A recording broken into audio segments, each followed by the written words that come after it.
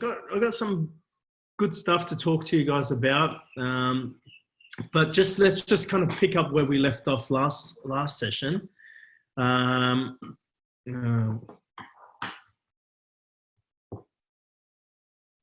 Is Rihanna playing on my phone? That was weird. I don't listen. Anyway, there was music coming from my phone. Anyway, so I'm trying to fit in two main things in this one session.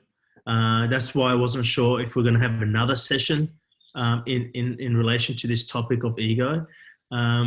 We need to finish off what we spoke about last week, which I left you with some pondering, which it was for you guys to go and ponder on where the ego. Did everyone listen to the last week's session?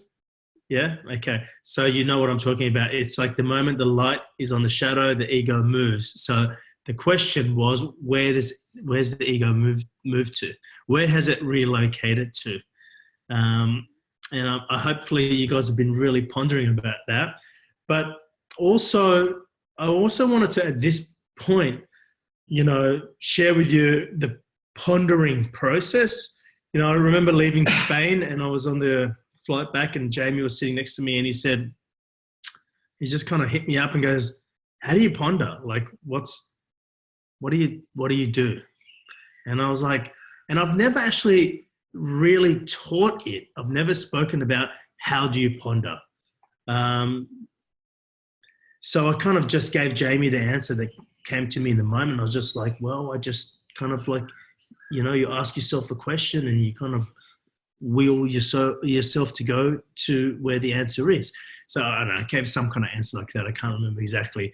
But when I've been getting a lot of your homeworks and they've been great. I've been getting a lot of your feedback on the sessions and they've been great.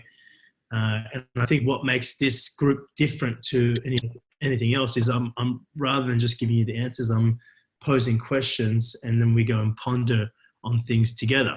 So one of the things that I went on pondering on this month or last month was, how do I ponder? So I was pondering on what is my process on pondering, because I would normally just say, well, I don't know. I don't think about it. It's just the answer's there. I allow myself to go there and the answer's there.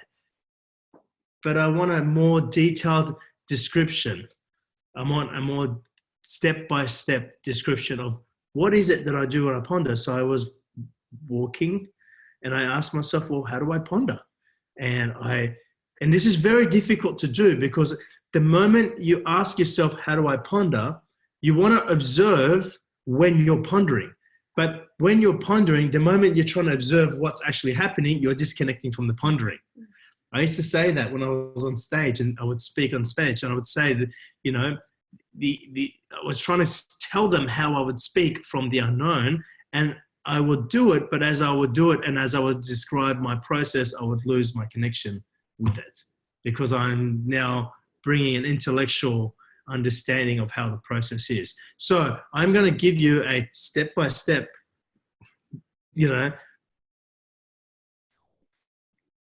whatever you want to call it a tool, call it a technique, call it a practice. I don't know, whatever floats your boat, right? But if you intellectualize it, it doesn't work, all right? And that's why tools and techniques normally don't work, is because people intellectualize it. Okay, so that's what we're going to start off with.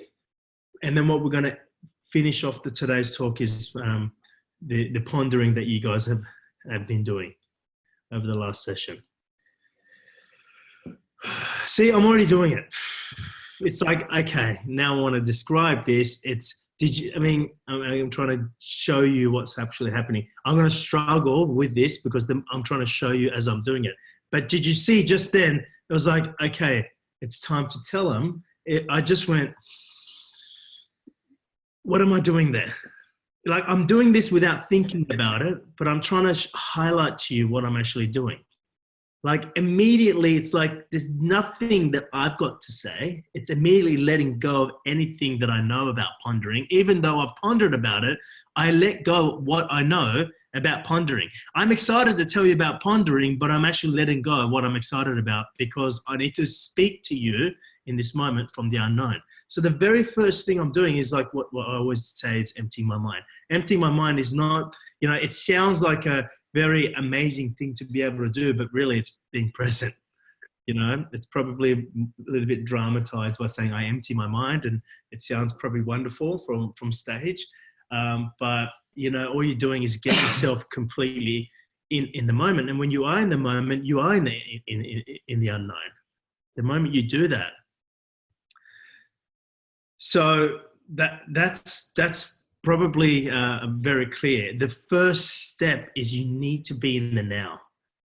Okay, I'm going to talk to you about the difference, right, with thinking, right, and pondering. Now, I want to highlight something here. Pondering is real thinking, right?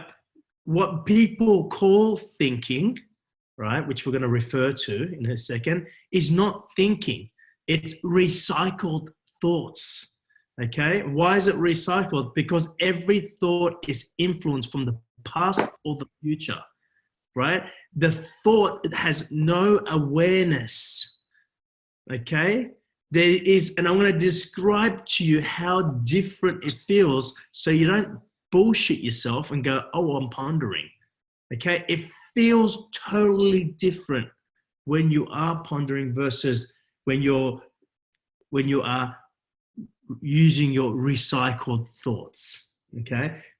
But I just want to say something. I once heard a term that said, a quote that said, most people don't think. 98% of human beings don't think. Only 2 to 3% actually use their thinking.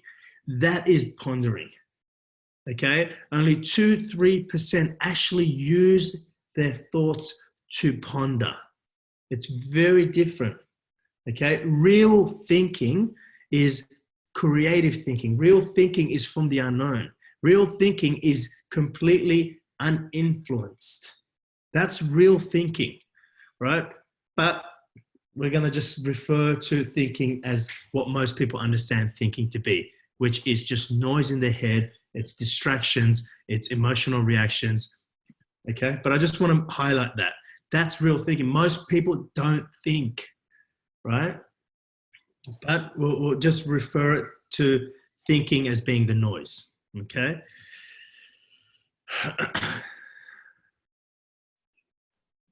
So my process of pondering is I just find myself in the now, okay? And if I'm walking, for example, and that's where a lot of my pondering is taking place at the moment, sometimes, but before I was walking, it would take place in the shower.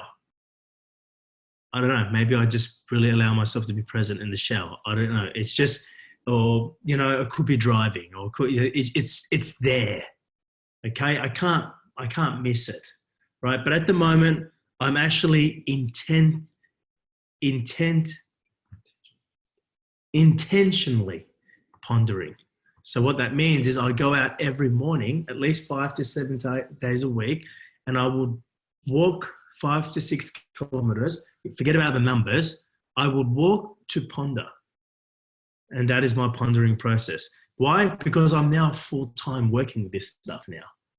Okay, so when I'm full-time working with this, I need to make sure that I'm continuously there myself.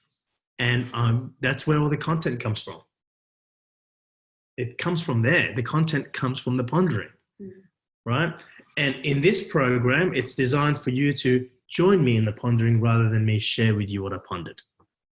That's why it's important for you to stay up to date with the recordings or up to date with our live sessions, because here I am now talking about what I gave you, what I asked you to ponder about last week, which we're not going to talk about yet, or last session, I should say. If you haven't pondered on that yet, you're going to miss out because I'm about to tell you the answer. And it's just, don't get me wrong, the answer is going to be amazing and you'll still get something out of that. But because you didn't ponder, you didn't create the space for the answer to land in.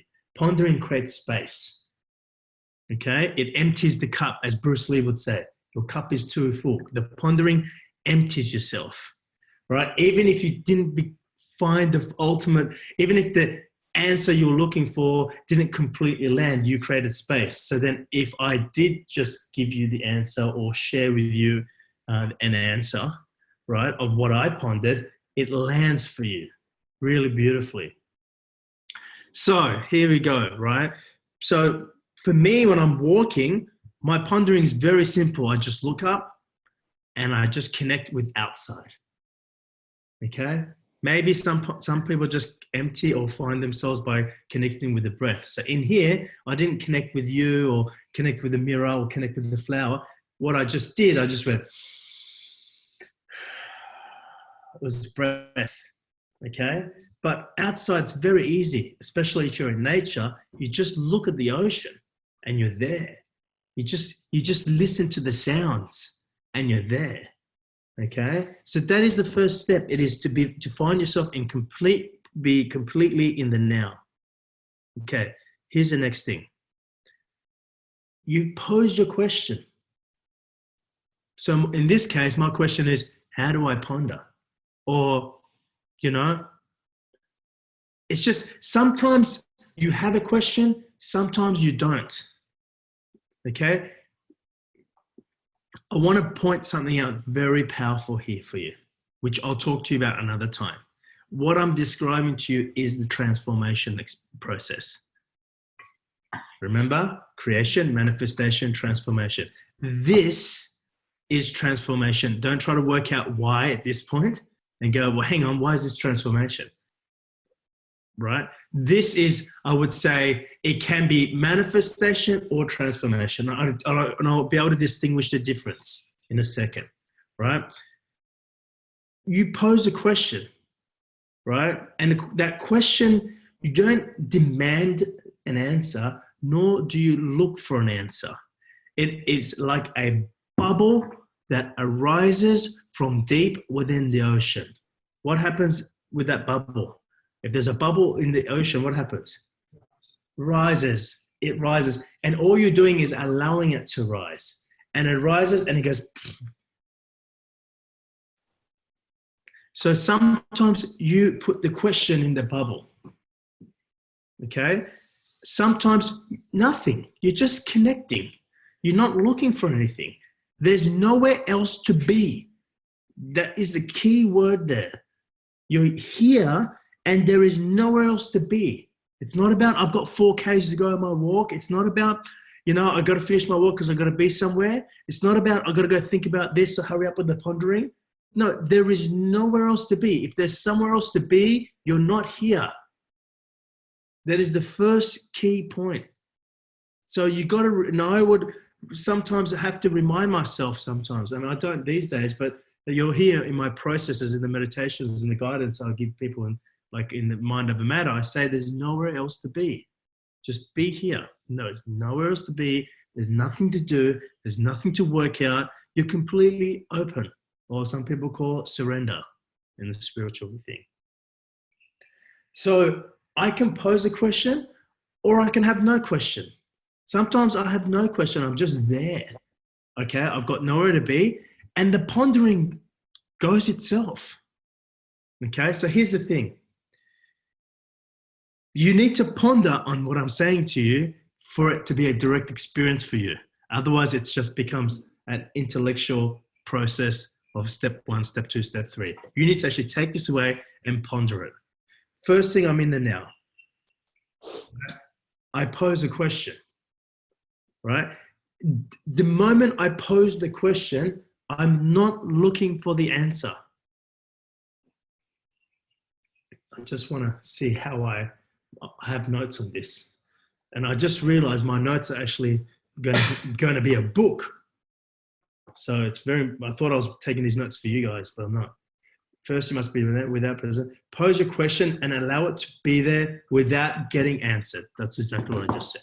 Okay. So you pose your question, you're allowing the question to be there without getting answered, right? So what it feels like is the question's there, but if you're looking for the answer to the question, you hold on to the question. That's why it doesn't work. I'll say that again. If you're looking for the answer to the question, you hold on to the question. You'll notice in your mind, kind of feathering the question. Why does this happen? Why does this? You're holding on to it. You got to let it go. Okay? I've done that too. You kind of go, but you're asking the question, but at some point you just got to let that question be there. So you pose the question, you allow the question to be there without getting answered. Does that make sense? Okay. And like I said, sometimes you have no question. It's just you're pondering and it goes wherever it goes. So here's the thing. I could tell you that the next step is that you will to where the answer is, but it's probably not correct. The willing doesn't come first. Okay? What's the key word? You allow your attention to float in the direction you want to ponder on. I can't explain it in any other way, right? You are allowing your attention. Okay? So there's two things I want to talk about here.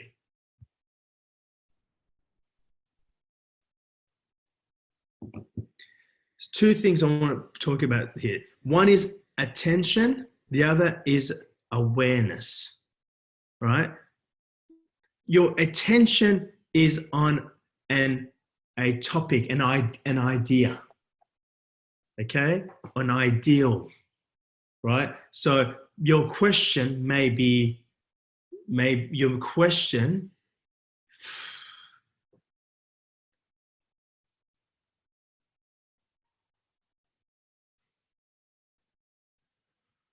Your question may be an idea, right? Your attention is on the idea, right? What is around that idea is your awareness, okay? The awareness is the space that you give to the very thing that you have attention on. The difference between your thinking, which is just noise, and the pondering is your pondering has your attention on something, but whatever it has its attention on has awareness, has space, versus the thinking you do, right? This is probably important to understand this at this point.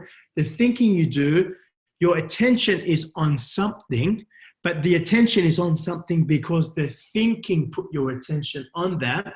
And whatever idea where your attention is on, it has no awareness. Awareness is the space.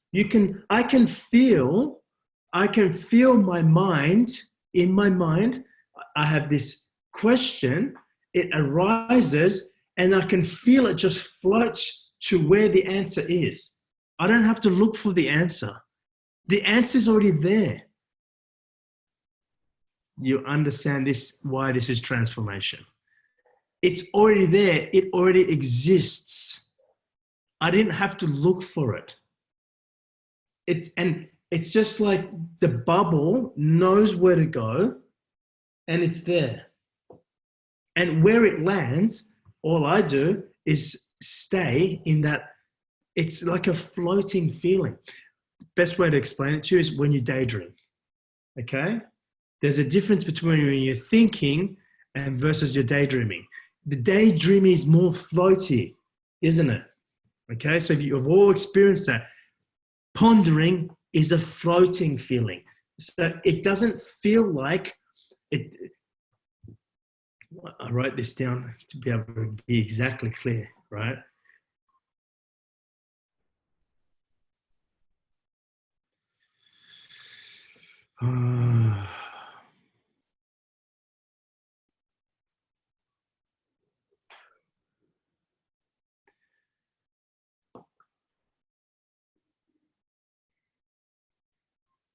Yeah.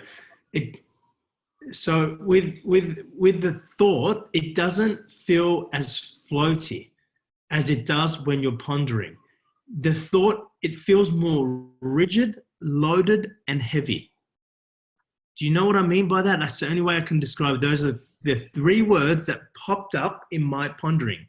right? So just so you know, where does your pondering pop up in, right? Just so we're clear, because I didn't mention that. It pops up in your imagination, in your feelings, like your true feelings, and in your thoughts. Okay, you can see it pop up in those three areas.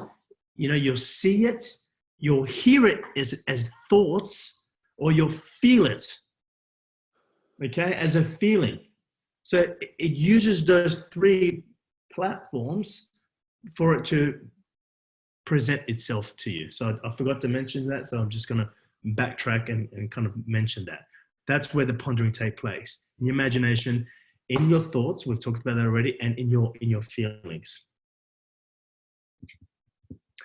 So when you are thinking rather than pondering, it feels rigid, it feels loaded, and it feels heavy. I don't know how else to explain that to you, but you know what I mean, right? One feels floaty, and it kind of sounds woo-woo here, but it's not.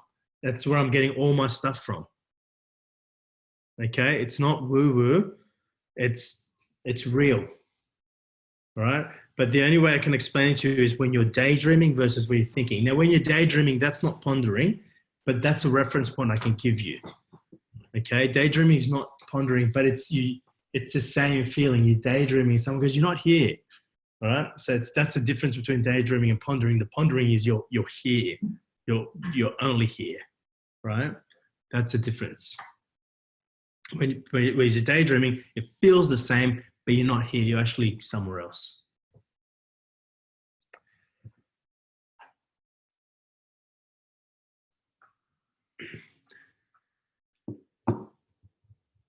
You know, you've heard me say many times where your attention goes, you go, right? With pondering, it's the same. Your attention goes, you go, but you take with it an awareness. Okay, awareness, and again, I'll say that again, is simply space. So you have a thought or an image or a feeling, and that thought or image or feeling has space with it.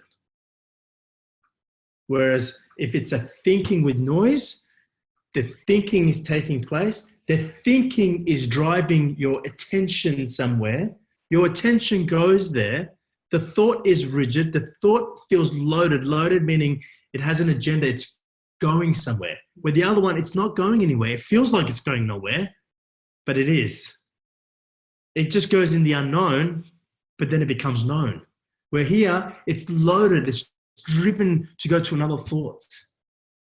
And it feels heavy. It's very different. So this one, your thought drove it there. This one, you allowed it to go where it needs to go. If you can master this, or when you master this, you will master manifestation and transformation. Okay? And again, I will talk to you in another session how pondering is an identical process to manifestation and transformation. We can relate it back to that at a different time. All right. Questions? Any questions around pondering? I try to make it as simple as I can. Jamie, did it answer your question when you asked me in that plane? How do you ponder? Or not?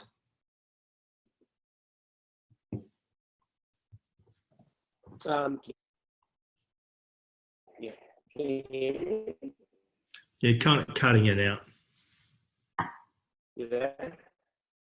No. No. Try someone else. Who else has got something? No, you're cutting it out. You can't hear? I can hear you now. Sorry, mate. Get off phone up. Oh, now you can hear? Yeah, no, it does. I remember one of the things you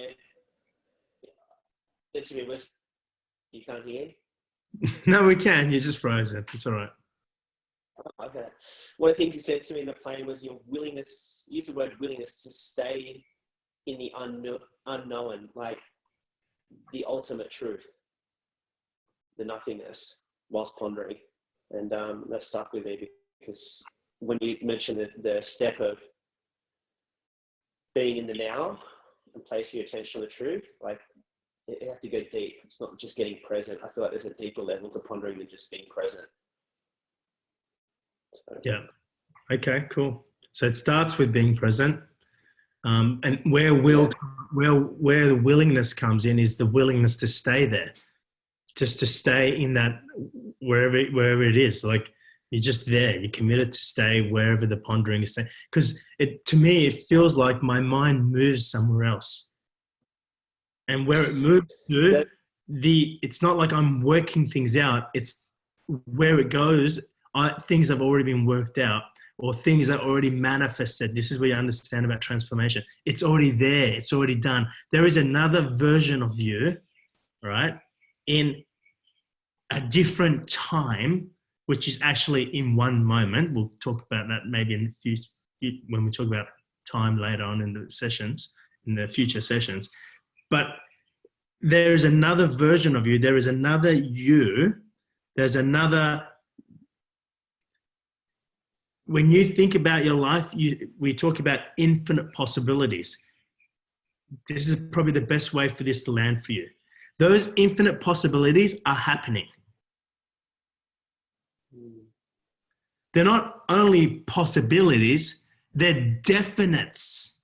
They're actually taking place right now, but not in your awareness. Okay. Did I lose anyone? Yeah, look at That's awesome. I mean, when we talk about infinite possibilities, your mind can go, well, yeah, they're possibilities, they're not happening. Remember, I say everything that ever happened, everything that ever will happen, everything that is happening in one moment. Okay? Everything that ever was manifested. This is WTF shit.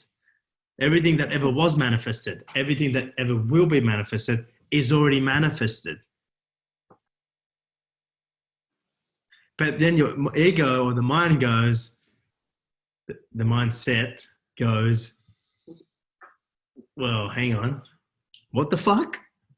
You know, it's that thing, Jamie. You know, I get the whole love stuff, I get the whole acceptance stuff, but what the fuck is this?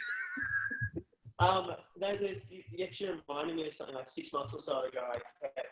I remember you always say to me, it's like when the feeling comes, it's already done.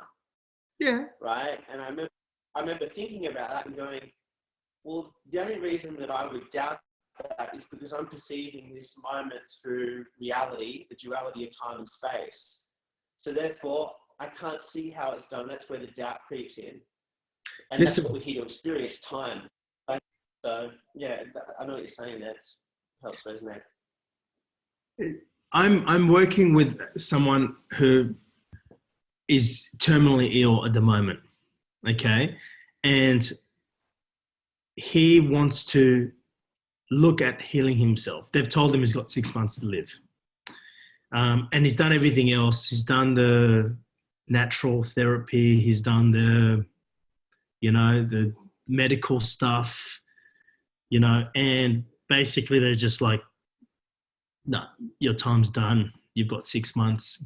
Enjoy what you've got, right? Now, I'm working with him because he felt pulled to work with me, right? So I'm working with him to only deliver what there is to be delivered with him, right? And I can tell you right now, if he wants to heal himself, which he says he does, okay, there's a difference between someone saying I would want that versus I wish that, there's the, but as a coach or as a facilitator, my job is to drive his question or drive questions for him, right? For him to realize the part of him that is already healed. Do you understand? I'm not looking to heal him. I can't heal him. He can only heal himself. But I need him to find there is another version of him that is completely healed, that doesn't even have this disease in this same moment. It's another possibility. It's not, because if you see it as, and we're going diversion here, okay? But if you see it as another possibility, it means, well, it's possible, but I'm not there yet. I must take his attention and help him find that part of him that is healed, because there's another version of him right now. I'm not talking about, don't start in your mind going, well, it's in a different world. No, it's not. I'm not talking, don't mind, we won't go into mind fucking stuff right now, right? Although maybe we already have, right? but if you think about that word possibility, or it's infinite. So there's infinite possibilities. That means you're thinking it's possible for it to happen. I'm telling you, it's already happening. There is another version of you. You just need to find it, and you need to bring the two as one. That's all I'm going to be doing with him. I can't heal him.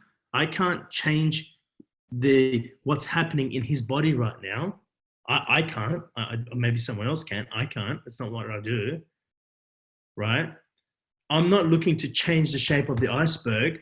I'm trying to get him to realize the iceberg he already is looking to, do you understand? Form. I guess why I went there, just a little bit of how this relates to transformation.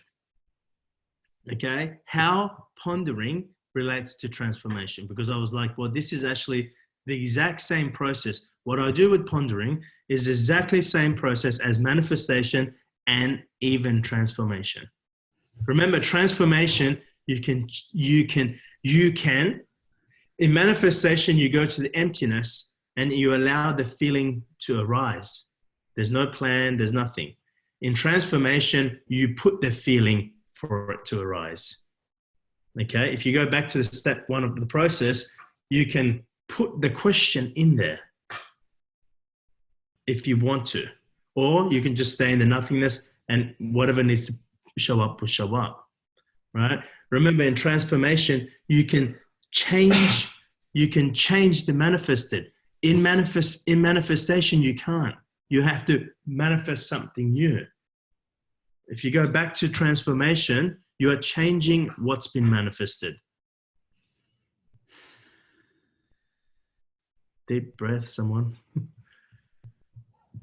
But again, I won't, just to make sure that we can do this in one session, we'll talk about that later on, okay? But I'm just dropping in a couple of things for those who want it, for you to realize this process of pondering is exactly the same process as manifestation / transformation.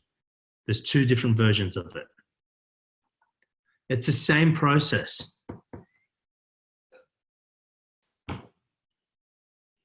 Right? Damn straight. So anyone else? Questions, comments? Kira? You look like you're almost about to speak. I have so much to say, but you're telling me that I can't go there, so I'm going to not go there. But I guess... When did I say you can't go there? Well, you're like, we're going to save this for another conversation because... No, but just briefly go for it. Well, the first thing is it's confusing to think of, when you're talking about another version of you exists, because it is automatically a mind fuck, because you imagine in your mind, or I imagine in my mind, another person, rather than the ocean experience, if you will. And I know that this is a little intellectual, but this is where I'm at. And so when you talk about possibilities, and I feel like this is the problem when you talk about possibilities, is because possibilities are out there. Whereas when you say, no, there's another version of you, right? You have to be talking to the big you, I guess, in that, for that to make sense. Otherwise you are in like totally different dimensions, and it's like, you know, like an acid trip, like, oh, there's other versions of me, because it's not. The experience that you're having in this form is actually the possibility that you're currently experiencing. Yeah. So in the formless, there is another version of potential that, you know, but again, it's difficult because even when I say that could be, it's very out there rather than in here. Yeah. But you are sparking a lot of questions around transformation. I feel like what you were saying about other versions existing, other, you know, possibilities, but real, like, I feel like that's transformation, to see, because you keep talking, like, this is where I'm getting lost on the transformation side, is that you talk about it as an external process. I've listened to these recordings like 3 times each to try and grasp like what you're talking about. And you talk about it as a seeing process. So for me, it's, you know, on some level, seeing the truth of your external world enough to be able to change the form. When you talk about pondering, to me, that feels more like manifestation. And I'd like to know the distinction that you're talking about, because I feel like even with manifestation, there is the ability to will the feeling. Like when I ponder, I do feel like I'm willing the answer, not out of like there's an allowing, but there's also, because it's a focused allowing to me. And so it's like, I feel like I'm going into like myself. But there's still a willing of the answer to come in its own space. It's like a paradox. But then I don't understand how that relates to transformation, because for me, when you say that it's seeing and it's an external process, that's where you lost me when it comes to pondering. I don't understand how those. It's like presence. You can find presence by going internal, like we spoke about before. It's an internal process, and that's closing your eyes, taking a deep breath, and that's an internal process. It's an in-body process. But I said to you, when walking, I don't do that. I put my attention outside and actually connect with the outside. It's an external process. So you can do process, you can experience presence or get present by using the internal process or by using the external process. So manifestation is not just an internal process, it's also an external process. If you think about when we first started doing OMG, go back right to the beginning, what I promised people, what is intended to deliver is for you to be able to take, the first 6 months of the OMG, which is an internal process, and then the second 6 months of OMG is an external process. It's about making the, if you can't see the energy, if you can only feel it internally and you can't see it outside of you, you can't live it. You need to be able to, or you can't completely live it. You can live it for yourself, right? And, but you must be able to see the energy in someone else, for example. Like you can go within yourself and go, well, I feel the energy, I feel the love, but you must be able to pull the curtain behind, like you can do with nature. You must be able to do it in your circumstances or in other people that you see, and see the one in the person that's in front of you, rather than, Okay. Yes, that's where I'm now driving the group, is to be able to do that transformation part. So I guess like what I'm getting from what you just said is that it's almost like they're 100% You're right. almost the same thing, that there's a crossover point from having the feeling, from knowing the feeling, from experiencing the feeling, and then actually using the feeling to transform, your circumstances through willing it, but seeing the truth. It's different stages of your consciousness. They're just different stages. There's, if you go back to manifestation, we talked about this creation stage, or phase, and then you go into the manifestation phase, which everyone's very familiar with. And then it's like, well, what the fuck is transformation then? You know, it's like, well, it's coming back out. It's being able to, you know, work with the external, whether that's your circumstances, whether it's with other people, or, you know, it's being able to move the external as much as you were able to allow the feeling to move you, you know? So it's a different thing. And you know what? I've got a feeling as I'm speaking about this, I think we're going to have lots of conversations about this, and we'll probably speak more about it at the retreat, at the pre-retreat, that is. And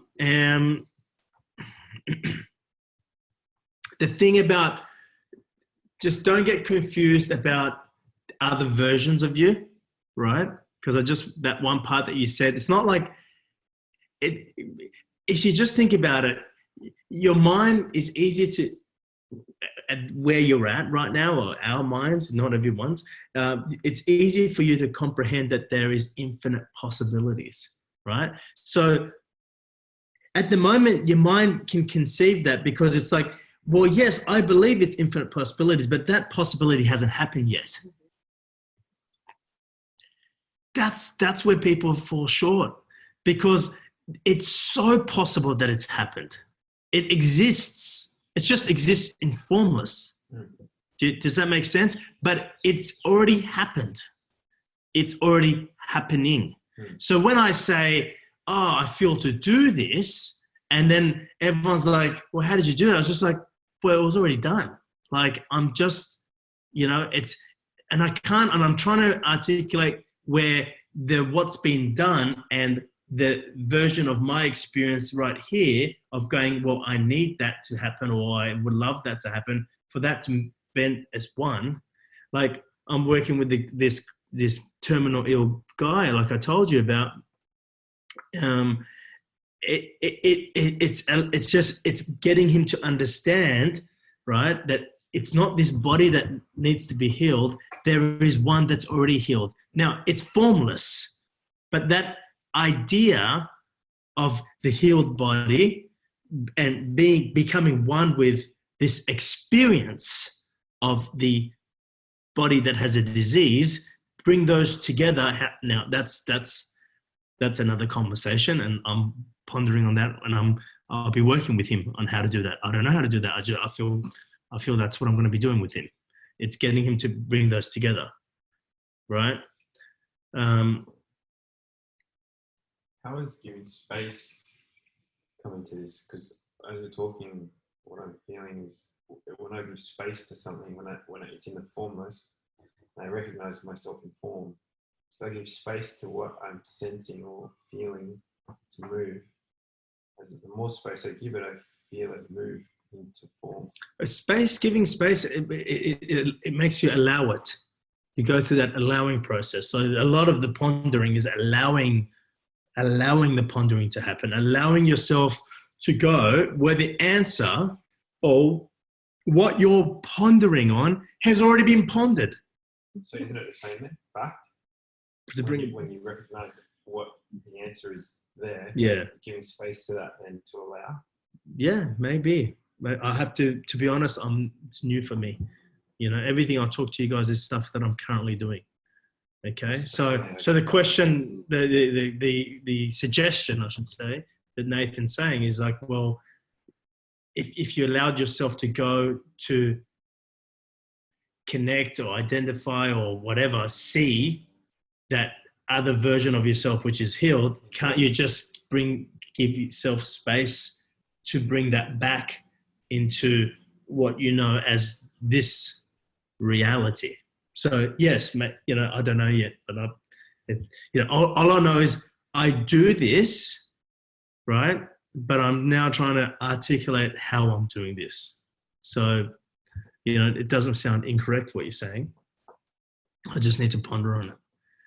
So, and like you guys should be pondering on this, because what I just explained to you about pondering, right? And I think we've gone on a different route anyway, but what I just explained to you in pondering, it's at this stage, it's just step one, step two, it's very hard. You have to go and look at those steps and and look for when you've done that or when you are doing that. Because when you can see you're already doing that, you're connecting with that version of yourself that knows it. Do you know what I mean? Rather than going to yourself, oh, that's the first step, do that.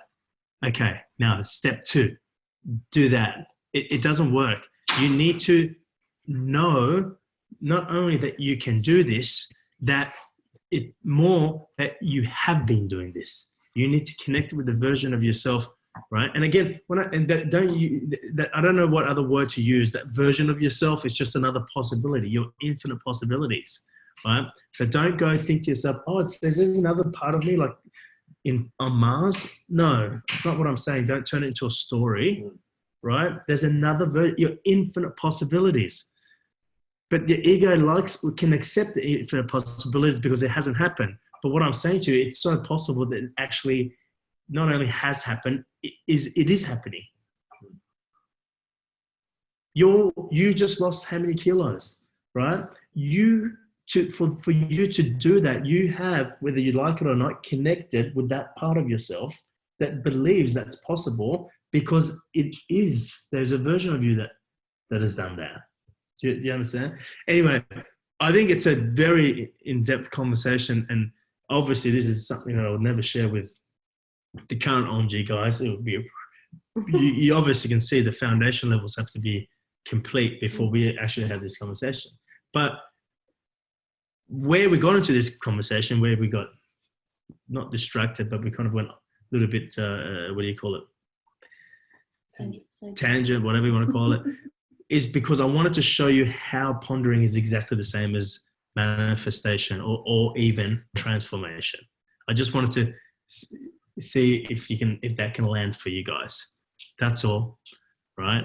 It's the same process. So, like, to be honest, I have used my ability or my art of pondering, because I mean, this stuff that I'm talking to you about, I realized that I was doing this naturally without even thinking about it. And, however I got to this point, I don't know, there's a whole process and journey. But the way I do this is I then take that and do that with my life. And I'm able to then make decisions or follow feelings because I know I've done that on stage. The way I show up on stage without a plan, the way I show up in a coaching session without a control of how things are meant to be, or how I do this transformational work, I've taken that and gone, okay, well then I can do that in my relationship. I can do that in my, I've used that. And then I go and talk about, well, the money shows up. Well, because it's already there. Do you understand? Or and I know that it'll show up because I know that when I get up on stage, what I need to say shows up. But how do you know that? Because it's already there. I mean, you don't know it's there until you're there for it to be there. Do you know what I mean? So yeah, this stuff is really taking the group to a complete new level, and I think we are going to be talking a lot more about it. And we always talk about some really awesome stuff in the pre-retreat, the 2 days before the retreat. Always is. There's always an awesome conversation, and we may probably continue with this conversation there. So anyway, we've got half an hour left. Okay, so what I would like to do, I'm just going to wrap up the pondering and see if we can finish this session in one go, so we can move on to love. I think you've already been receiving the emails on love, so we need to move on to that topic. So let's just pick up. So we all good with that before I move on? So don't get confused with that other version of yourself. It's still the same other possibilities. Just before, when you used to think other possibilities, your mind is going, yeah, but it hasn't happened yet, and I'm waiting for it to happen. It's like, well, I'm saying, well, it has. You just haven't realized it's actually happening, right? And you just, that's a mind bend, but you need to go ponder on that. That's transformation. That there, it's already happened. It's external.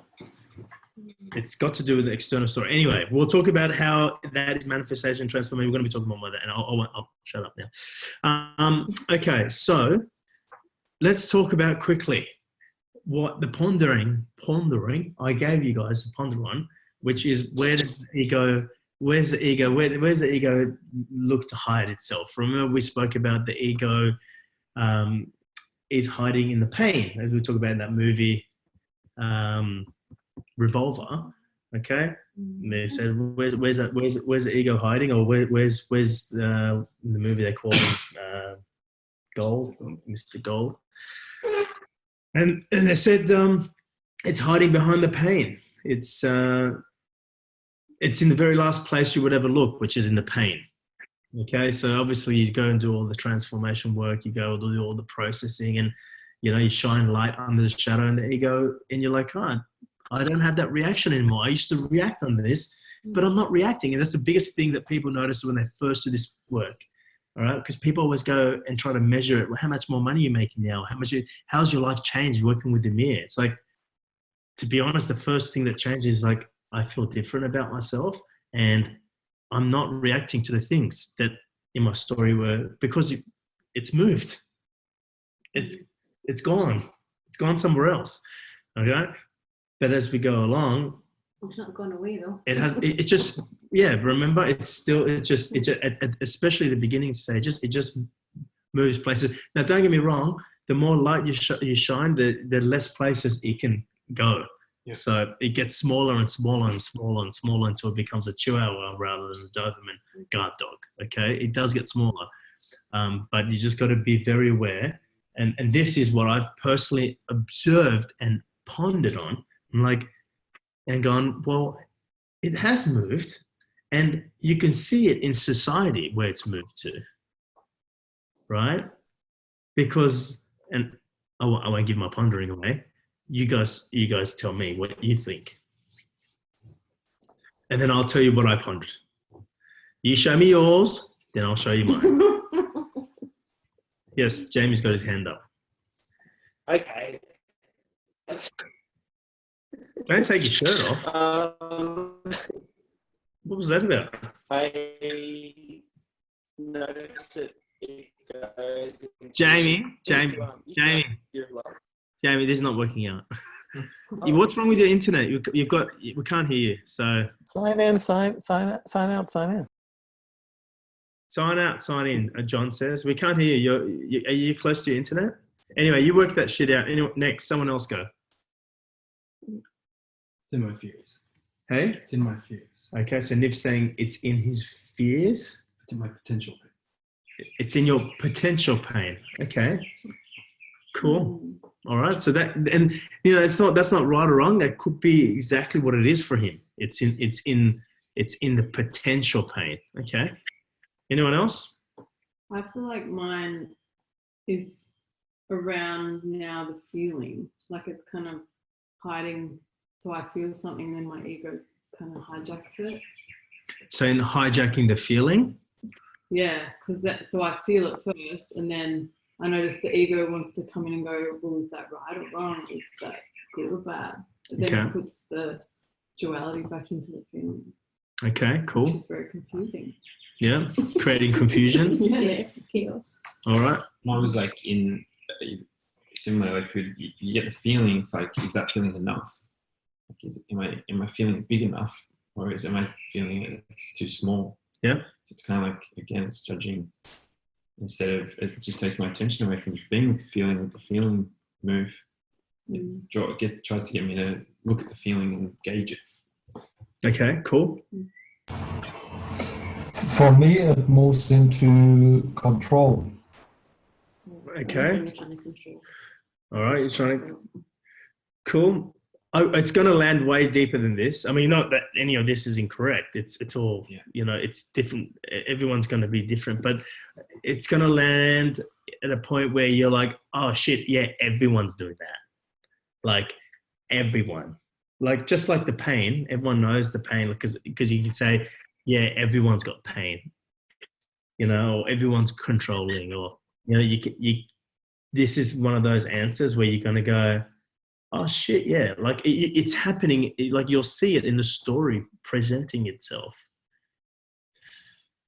Jamie said it goes from the pain into where I now receive love, in parentheses, human love.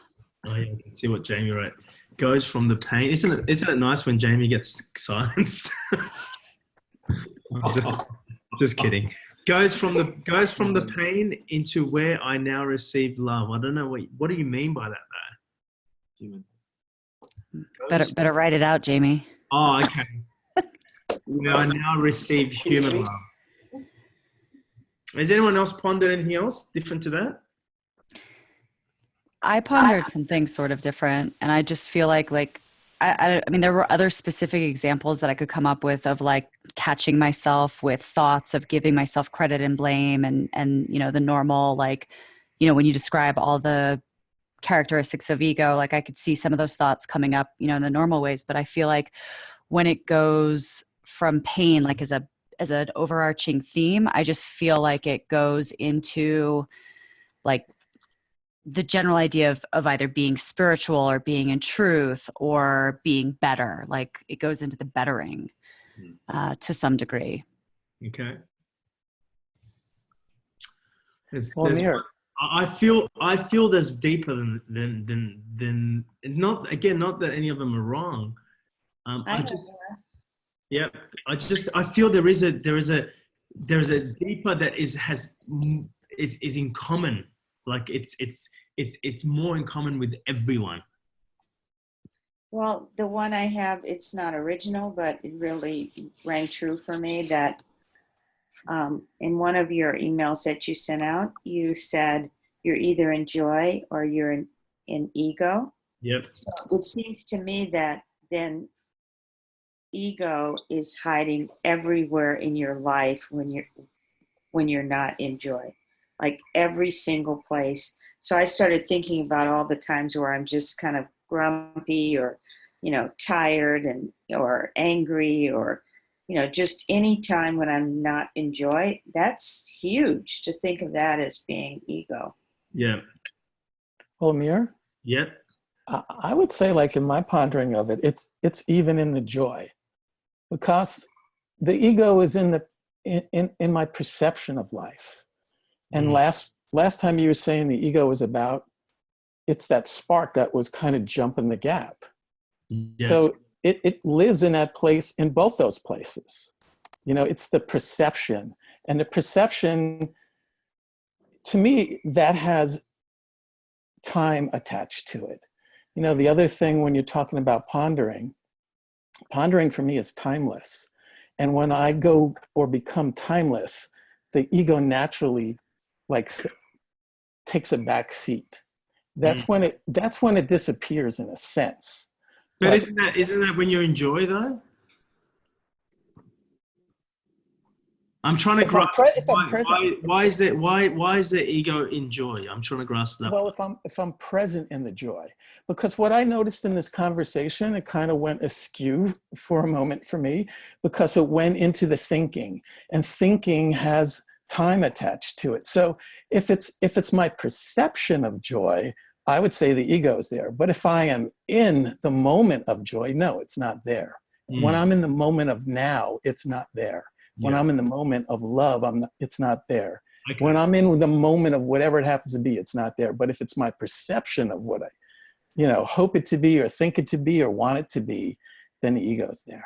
Sure. Okay. I get that. Yeah. Thank you. Who wants to read Jamie's comment? Jamie's confessions. Love reading them. Yeah, so then he said, places in my life where I'm getting recognition, approval, acceptance, which I call joy, i.e. things I apparently love doing, but really my ego is getting a hit, i.e. on being on social media. Ooh. Okay, so this is now landing, you know, where my pondering is kind of going. So let's talk about this social media, which, you know, Jamie is the king of, right? It's funny that you brought that one up, Jan. So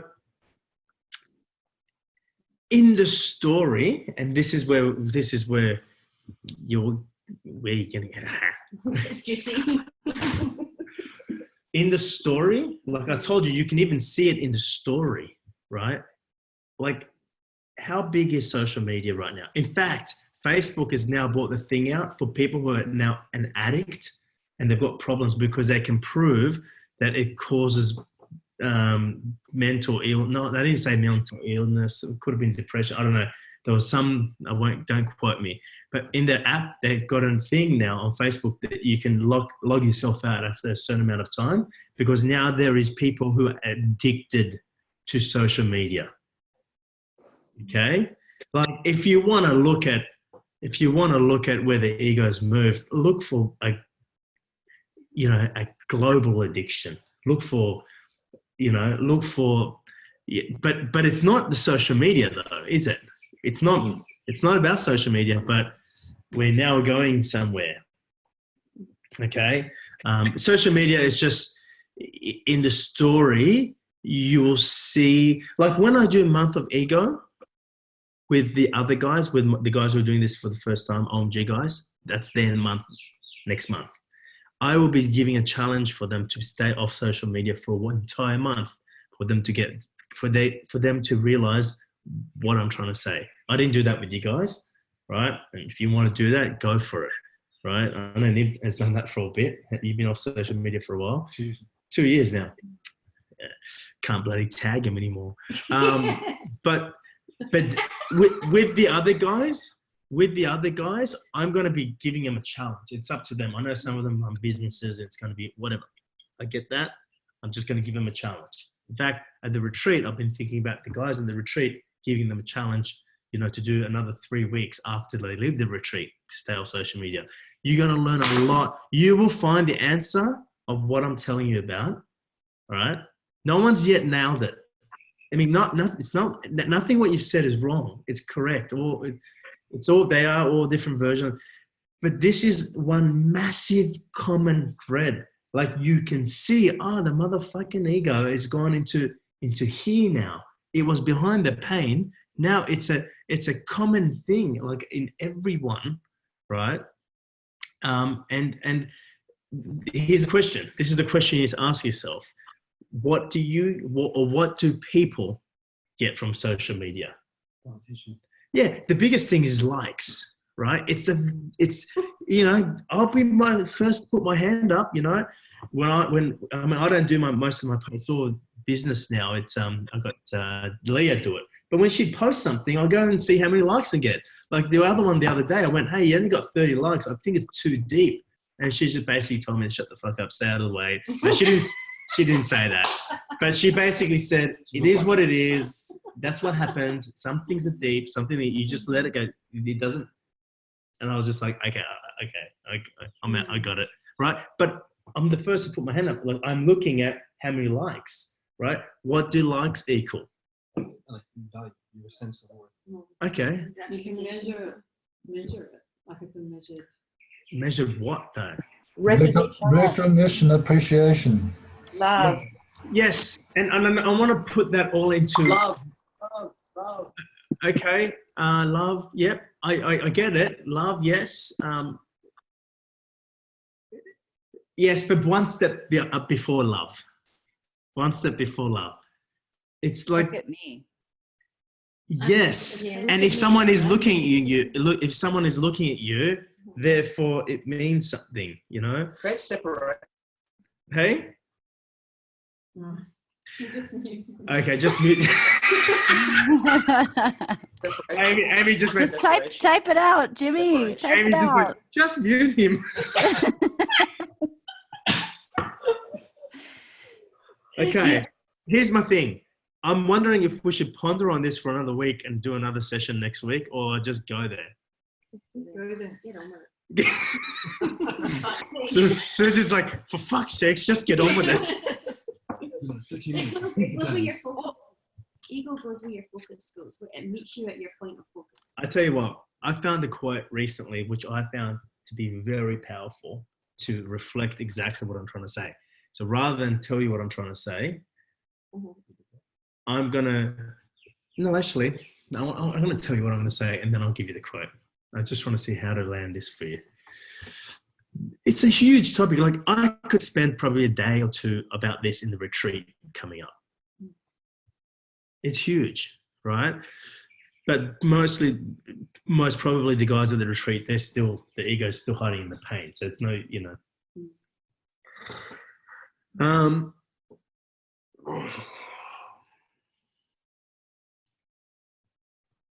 so I think we're on the same page here. We kind of get where it's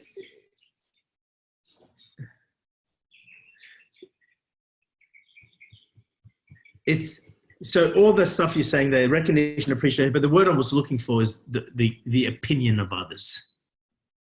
Okay? So again, all that fits in that acceptance, the approval of others. Okay? But I just wanted to put that under one thing, right? It's moved now, right? And it was always there too, because that was always dark there too. I mean, the opinion of others is huge, but it's now dominating in what others think of you, right? And I want to take this, and this is what I wanted to basically talk about. But then I read this quote, which kind of takes it even deeper, what I'm about to share with you. Okay, so if you think about it, how many things do you now do, right, purely to get the approval or get the right opinion of others? Okay, if you look at social media, how much of that is driven by getting the approval of others? I mean, it comes in how many likes you get. You got to be honest with yourself. Like, the more likes you get, then obviously what people think of you, right? So here's the thing. Okay, we know the opinion of others. I mean, that was back in WTF. So it's not like, well, is that going any deeper? But I don't think it's the opinion of others, because to me, it goes one step further, because it's not the others externally, it's got to do with you. So I want to take this deeper. So here's the quote I'm going to give you. This is from a guy called Charles Cooley. Anyone heard of Charles Cooley? I want you to ponder. Hey? Okay. So here's the quote. Today, I'm not what I think I am. I'm not what you think I am. Here's the question. I am what I think you think I am. Oh, Nivi knows it. Nivi knows it. You know that quote? No.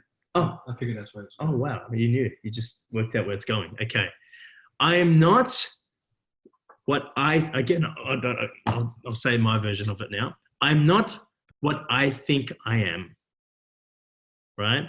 I'm not what you think I am.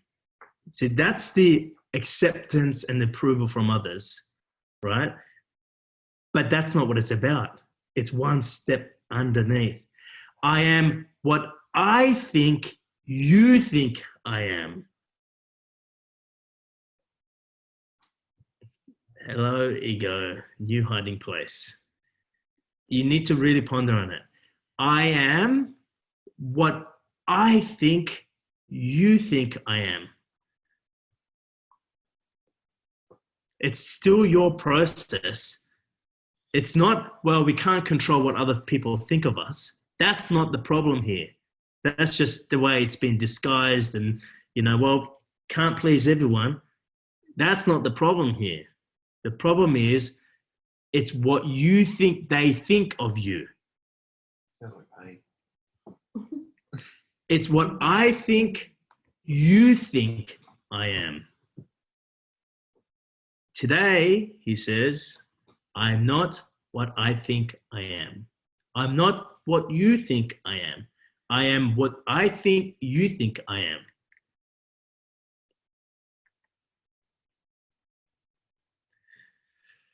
I heard that quote and I thought, hang on a sec, there's something really powerful in that quote. And I actually ponder on it for a bit. So I encourage you now to ponder on that bit. But it's in that last statement. It's in the last part of that quote that is the power. I am, in other words, you make yourself to be what you think others think you are. The power's not outside of you, because otherwise then you go, well, you know, you can't please everyone. You know, some people are going to like my stuff, some people are not going to like it. It's not about whether they liked it or not. It's what I think they think about me. It's what I think what is the last bit again? Now I'm saying it so many times. I am what I think you think I am. So in other words, you limit yourself, or you become the new ego, all right? You take the new role, the new shape of what you think others,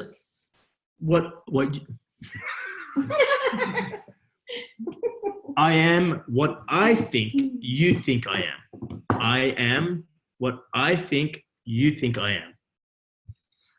Is that too confusing? No. I mean, Niv just picked it up straight away, so it wasn't. Okay. You can say, hello, ego. That's the new place. So Facebook or social media is just a clue. It's just an idea. You can see, why are we all addicted to Facebook or social media? How many times do you pick up your phone and look at, you know, what's going on Instagram, Facebook, and, you know, I mean, Jamie could do a whole seminar on that. All right. And he can. I'm not picking on him. He can. He'll tell you. Right. But me too. I put my hand up. Like we all do it. Right. Because then I'm measuring, maybe, you know, I can fall into the idea of measuring if this work is going out there, if this business is working, if, you know, I'm on the right track. But hang on, when did I start tracking what you know what I mean? It easily fall into it. So I personally put my hand up for that. So I don't, you know, I'm not, you know, but yeah, it's again, what I just said to you, don't make it just be words. You need to go ponder on it. So, you know, I'll send you this quote on the WhatsApp. All right. So today I'm not what I think I am. I'm not what you think I am. I am what I think you think I am. I just think it's brilliant. Yeah. It absolutely nails it. And it's just like, you look at that and you go, you sly, slippery motherfucker. Now you've gone from the pain, right, to the potential pain, right? Or you said potential fear. The potential pain, which is hidden in that statement. What I think you think I am. It's not even what you think. It's what I think you think I am. So that last statement requires more pondering for it to land for you. Maybe it sounds like a lot of you has just landed already, but just still ponder on it. It's what I think you think I am. It's not what you think I am. It's what I think you think I am. Where previously you would just say, well, it's what you think I am. And then you would say, well, something I can do about that. Well, there is. It's because what do you think about what they think of you? What do you think about that? That's where the ego is hiding. I had a thought about that. I'm not sure if it's going in the same direction, but I was thinking of purpose. Purpose, yes. Like first people were processing their fears or their pains and everything. And now, I guess, since a couple of years, it's very popular to process one's purpose, or what am I doing with my life, serving others, and which might seem to be altruistic, like doing things for others, giving purpose to my life as to serve others. But in the end, maybe that's also just a way to do the same things, or just get recognition for something that is socially very acceptable, like giving my life to a purpose for others, and which then can very easily become a thing of ego too. Yeah, absolutely. Like that's a given, 100%. But yeah, and that's obvious. You know, I mean, maybe not for some, but you know, for you guys, that's obvious. But this one, like, I know you would all probably identify, you know, the little hidden agendas in social media, or you know, or how you feel about the like I know, you know, and as you bring your attention to it, you're like, oh yeah, like fun, yeah, I do that, and I count how many likes I'm getting, you know, yeah, okay. But you know, what does that mean? Oh, it means people like me. So what does that mean? Okay, go deeper. But ultimately, it means you're trying to change, right, what you think they think. It's not even trying to change what they think. It's trying to change what you think that they think. You're trying to reassure what you think that they think. That's fucking amazing. But how intelligent is the ego? I know, it's awesome. How intelligent is that fucker? It's like, well, anyone can go like that. It's a good hiding place. It's not what they think. It's what you think they think. Now it's hidden. Because if it's what they think, you can't do anything about that. And it's like secure. And it's like the pain. If you think about the pain, it's like, well, you say the ego's looking for the very last place you would ever look. We say, everyone in the WTF goes, yeah. And I go, where's that? Everyone goes, oh, in yourself. The ego answered that. Yeah, in yourself. Okay, yeah, but where in yourself? It's hiding somewhere behind the pain. So over here, it's the same thing. It's what the ego's hiding in the opinion of others, or people liking you or accepting you, right? But yeah, it's say again, Nick. It's your opinion of the fact that people are like you. Yes, it's what you think. Which means it doesn't even exist. No, it's so. But it's harder to verify that it doesn't, because this time it's data driven. There's evidence to suggest that what you're thinking is the true representation of what they're thinking. Possibly, you may not post anything. You may be in your own head about posting something. Again, it's like for the most part, if you believe in what you're thinking. Are you on Instagram yet? No social media whatsoever. Oh. Well, his egos are hiding somewhere else. In my fear, in potential thing. So, can you see the landing of that? Like, it's when I say the landing of that is it's so big. And you can see it in the story. Like, people are now addicted to social media. So what they're addicted to is, you know, getting likes and getting people to accept them and getting people to like them, which is, yes, like Jamie said before, it's all love. Yes. But what are they through what process? Right. But then go one step back, and it's actually not even about that. It's not about if they liked you or not, or how many like. It's what you think of that. I feel like because it's not just about likes, like there are times where I feel uncomfortable maybe posting something because I'm also like avoiding the attention at the same time.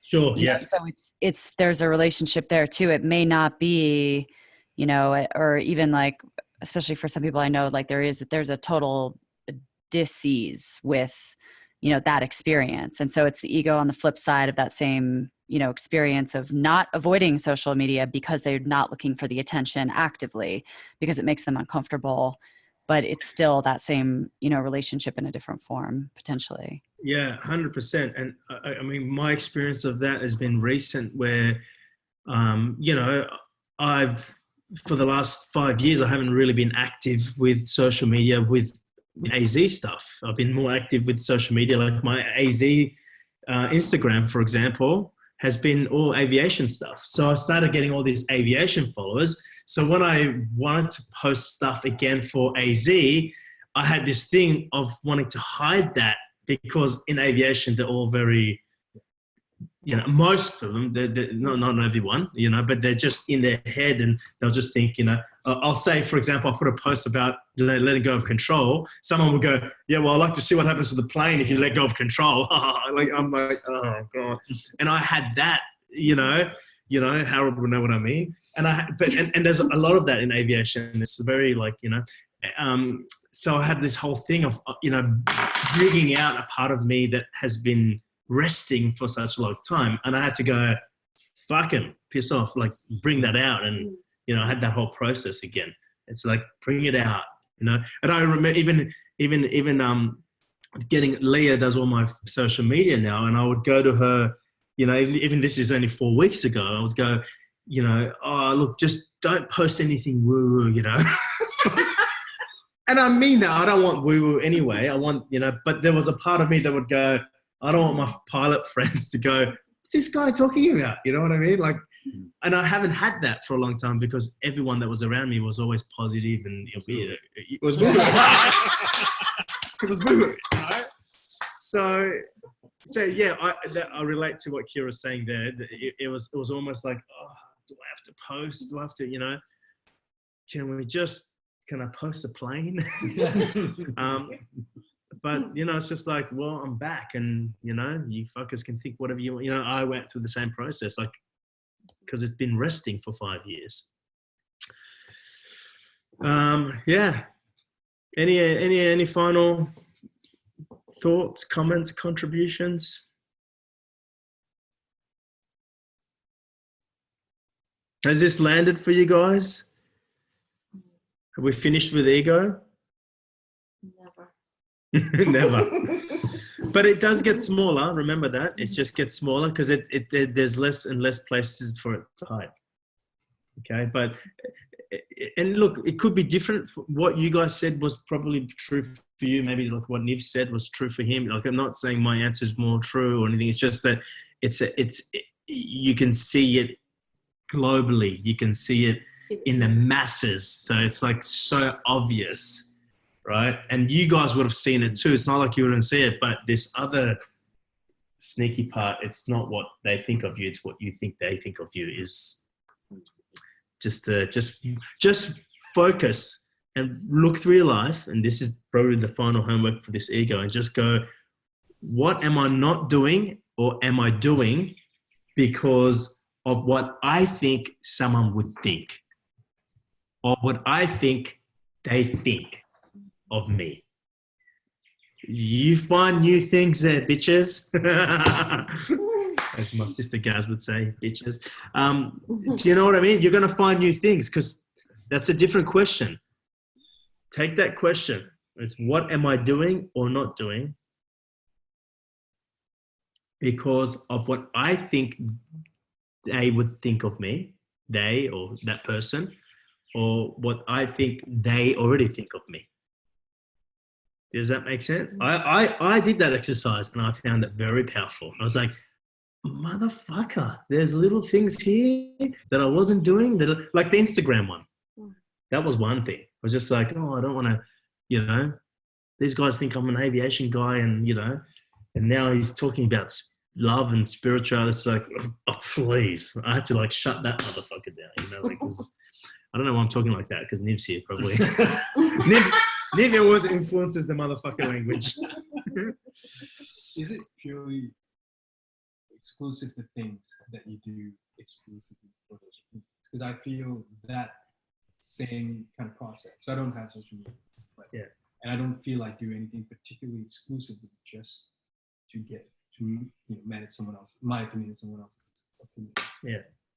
Well, regardless of what I do, even like with the content, all that kind of stuff, there's still always a part of me which has that process where I am interpreting something like there is like this consideration about the rest of my team, you know, what will they think of me, or how they currently think of me, and how I'm training. And now I'm doing the comp regardless. It didn't matter, but this thing is still there. So it doesn't. I mean, I don't naturally feel something exclusive you have to do. It's almost in everything. Absolutely, and the social media was just to give you the obvious answer. But it's not. This is not like we do it really on steroids, if you like, when it's on social media, and you'll be able to see it for yourself clearly. But the homework that I just gave you is really what this is about. You know, it's not about social media, and some of you guys won't have that issue with social media. You know, it's not your thing, right? Like you're not even social media, but you're still. Ask that question. What would I be doing, or what would I not be doing? What was the question? What would I be doing, or what would I not be doing? That homework. I've already lost it. I sent it out in in the down, chat. Jackie? I put it in the chat. Hey? I put it in the chat. You're going to put it in the chat? Okay, it's thanks. in there right now. Oh, you put it in the chat? Yeah, it's in there. What am I doing or not doing because of what I think you think I am? Okay. Cool. Thanks, Johnny. I might take a photo of that. I'll post it up on the WhatsApp anyway. All right, cool. So good chat. I do have something to say. Yep.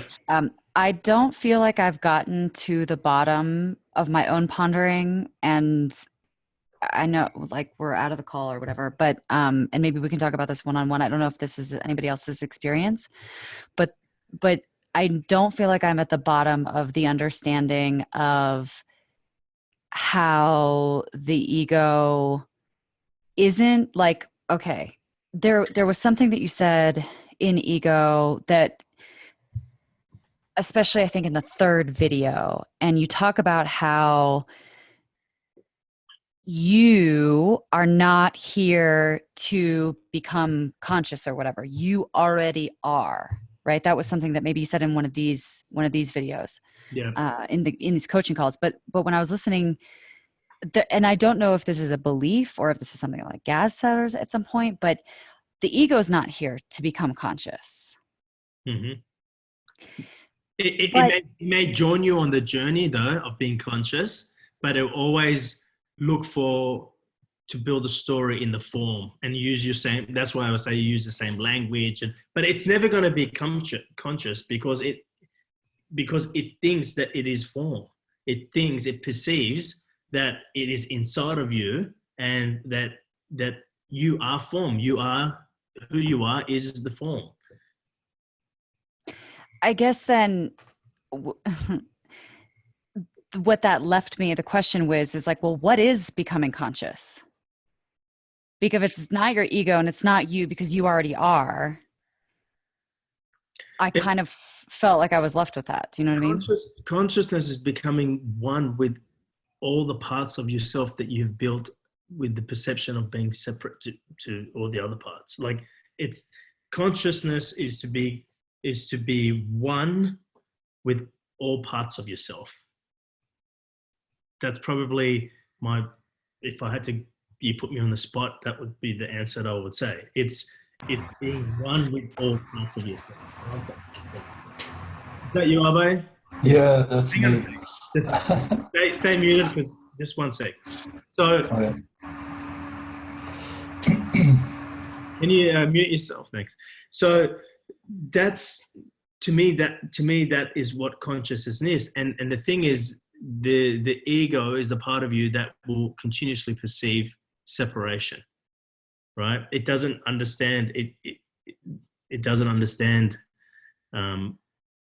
oneness. So there's all these different ideas of who you are, and some of the ideas of who you are, different versions of yourself, if you like, Kira, you love and you think it's amazing, and then there's parts of you that you're ashamed, or you think that you're regretful, or that you think that you shouldn't have done that, or that this is wrong about you and you shouldn't be that way, and da da da. So consciousness is bringing all those together and being one. So you don't have that thought of, you know, how great you are, nor do you have this thought of, you know, how ashamed you should be. To me, that's consciousness. And the ego is looking to weave the story through all those different ideas that you have about yourself.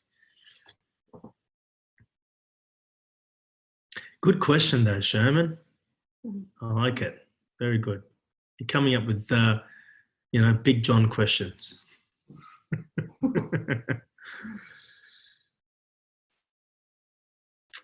All right. So time's up. Abe, was it quick or? Yeah, it's very quick. It's basically what you said already. I had So once. why are you saying it then? If it's what I said already. No, I use a different word too. So my experience is though that there are all these parts, and consciousness goes to those places, whereas those parts are not love as yet. So, and it brings it up into our experience to become love, to be integrated. So that's what I wanted to say. Cool. Thanks, Abe. Thank you. And one other thing that Kira just pointed out from the ego videos, which was that, what did you say? That you already are conscious? Well, that you are not here to become conscious, because the truth is that you already are conscious. That's brilliant. Did I say that? Was that from a video? You said that so many times before. I don't feel like that's profound, but it is. I hear that, and I think that's really brilliant. And again, it's what I'm talking to you about. It's like there's another version of you that is already all whole and complete. Now, don't take that another version as another being, but there's just it's an extension of you. Do you know there's with the kids where you fold pages together and you draw the kids and you cut out a person and you open it up. They're all the different versions of you. Do you see what I mean? Do you know what I'm talking about, Kira? Not if you do. Yeah, but that to me still goes into mindfuck weirdness, because you're in separation and there's multiple. No. You're not but fold them back together for one. Okay? But I'm going to go hang one in my room. Yeah. I want you to hang one just so you remind everyone. Go cut one of those out, and just to remind yourself, Julia, you can do unicorns if you like for yourself. Okay, but remember when I talk about time and I talk about there's only one moment, that's exactly how I explain it in OMG or even the WTF. I say that if you get film from a movie and you stick it all together, there's all these different scenes. Right? Anyone heard me talk about this? There's all these different scenes, right? But if you put them all together, they're all happening in one moment. But if you extend them out, there's all the different scenes in the movie clip. Who's heard me talk about that before? What? Kira, are you the only one? Jamie? Oh, Jamie's got his video off. Well, it's just funny because I heard Einstein talk about it the other day that way. And I was like, Sal, did you hear that? I said that. Einstein and I connected. Yeah, Jari has. Yes, I've heard you say that. Well, it's probably old footage, right? But I used to say it in WTF quite a lot. And I'm guessing it's going to be in OMG when we talk about time, the now, the moment stuff. But it's the way that I used to describe it, because I used to say there's only one moment. You know, everything that ever happened, everything that is happening, everything that will happen is happening in the same moment. People go, and I'm like, but it's timeless. So then I would describe, if you get a movie reel, right, every little scene of the movie joins up, right? And it goes round and round and round and round around the movie reel. But if you get that all together and fold that all up, right? That's the only reference what I could give. All that is happening in this one moment. But if you extend it out, then you go, oh, there's a future and the past and the present. Well, it's like a time-lapse photo. you know, when you have a time lapse photo, you keep the lens open for a particular amount of time, and you'll see, like, you know, when you see those photos of like Los Angeles or New York and all the lights are whirring in one, you know, fluid motion. But in order to have captured that, it actually took place over time. But the picture itself is just in one moment. Or the other example I always give is like, you know, right now, you guys, perfect example is like you guys are in LA, and it's probably in the early evening. And if you're on the East Coast of US, which Jari is, it's probably in the late evening. And, you know, Harold's 6 in the afternoon or something in China. And Julia's, you know, 4 in the morning now, you know, 5 in the morning. She's been up for 2 hours. But we all experience this in different time, but we all experience it together in one moment. And we have got Pete. Pete's from New Zealand. He's a few hours ahead of us. All these different time zones. Some of you are in darkness. Some of us are in light. Different time zone, different times. But we just shared this one moment together. One moment. So it's just another, you can't get timelessness. But you have many experiences of timelessness in your life. You can't. I feel like that's a good one if you consider the fact that, like, because to me it's like, oh well, it's only how 12 hours in advance in, you know, certain parts of the world, or like, but if you think about that and say, okay, well that's only 12 hours. But if you were to say, well, what about a year in advance, then it becomes interesting. Sure. You know, because right now it's like, well, that's normal. That's the way the world is. That's a different time zone. And I'm in this time zone. Who cares? It's 24 hours away. Like, we're not exactly leaping through, you know, time and space over here. But if you think about it a year out, it being the same time zone, I feel like that's when it gets really interesting. Absolutely. And what I'm just saying is only for a reference point, you know.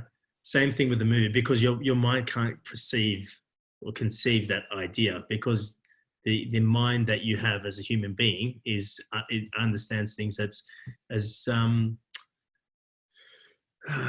in time. So it goes, well, how is that possible? You know. But to give you another reference point, and again, these are stuff we talk about in OMG, deja vu.